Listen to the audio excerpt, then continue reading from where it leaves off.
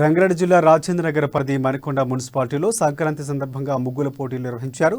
కృషి ఫౌండేషన్ అధ్యక్షురాలు BRS Manikonda municipality అధ్యక్షురాలు పటోల రూపారెడ్డి ఆధ్వర్యంలో నిర్వహించిన ముగ్గుల పోటీకి ముఖ్య అతిథిగా ఎమ్మెల్యే ప్రకాష్ గౌడ్ హాజరయ్యారు. ముగ్గుల పోటీలో గెలిచిన ముగ్గురు మంది విజేతలకు బహుమతులు అందించారు.